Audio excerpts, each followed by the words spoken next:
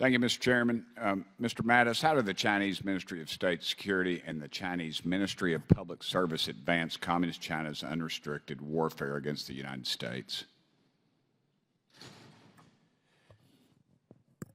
The way the party defines United Front work is that it is the work of the whole party, and therefore, as one of my friends and colleagues, Alex Josky, put in a report, "The Party Speaks for You," you can see a variety of party institutions, but then you can see United Front work being conducted in nearly every single ministry.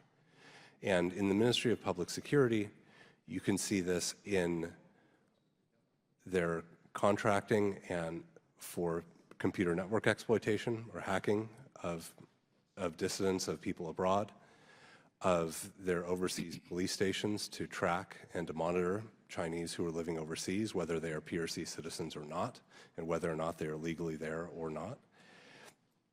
And the Ministry of State Security is an intelligence service with internal and external responsibilities, some of which are political influence, and they have often hidden inside the United Front organizations as a way to provide cover to conceal who they are as intelligence officers. Okay. What are the specific capabilities of the Chinese Ministry of Public Service and the Ministry of State Security, and how do these groups work with the People's Liberation Army to undermine the U.S.?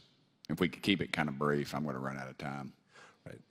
Well, one of the ways that they work together is in mature policy systems like the Taiwan Affairs issue, or Hong Kong and Macau affairs, where all of these organizations are in fact sharing cover organizations and working together with their other colleagues around the party and the government to work on those issues.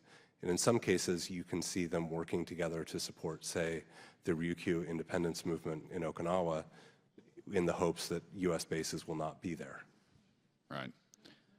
And which communities and institutions are vulnerable to Chinese intelligence operations? All of them. All of them? Okay. I have 8 former colleagues. That's pretty broad. All right. Dr. Spalding, I'd like you to talk a little bit more about the failures of the intelligence community that my colleague mentioned earlier, and which agencies could be doing more. I think they all could be doing more. Excuse me, General Spalding, I called you. I apologize. My daddy said a general when he was in the Marine Corps in the Second World War on Peleliu in Okinawa with Chesty Puller. He told me the only thing a general ever gave him was a hard time, so I can hear him whispering in my ear to show him some respect. So excuse me, General. Thank you, Congressman. It's really about the focus of the intelligence agencies, and I think it's really been evident here in this hearing. The Chinese Communist Party seeks to divert our focus from them, and they really are using both of the conflicts that are ongoing, both the Russia-Ukraine conflict and what I would call the Israel-Iranian conflict. And I think that's something that our intelligence agencies really want to be focused on. They want to be focused on the hard military aspect of national security.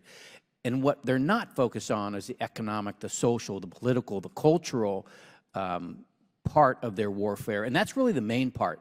The People's Liberation Army is an armed component of the Chinese Communist Party.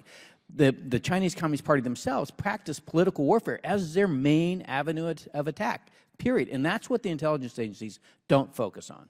How does the CCP shut down criticism of its human rights abuses for warfare against America? It uses our own media. One good example is its attack on the Falun Gong. It's basically convinced the entire academic university system in the United States that they are a brainwashed cult.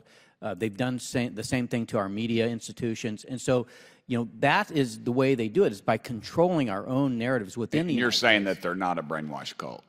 I think they're just a group of people that are dissidents of the Chinese communist regime.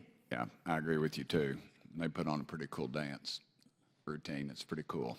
Colonel Grant Newsham, I'm going to switch gears pretty quick. Did dismissing the lab leak theory as a conspiracy or as a racist help China muddy the waters on COVID's origin? Oh, it was key to it, and it worked. Sir? It was key, and it worked very, very well.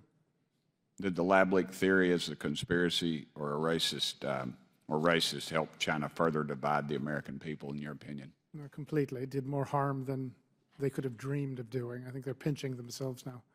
I think they are too. And I am out of time, but I do appreciate all y'all. Appreciate your service. Colonel, I'm sorry we didn't get to talk more. Chair now recognizes Ms. Presley from Massachusetts.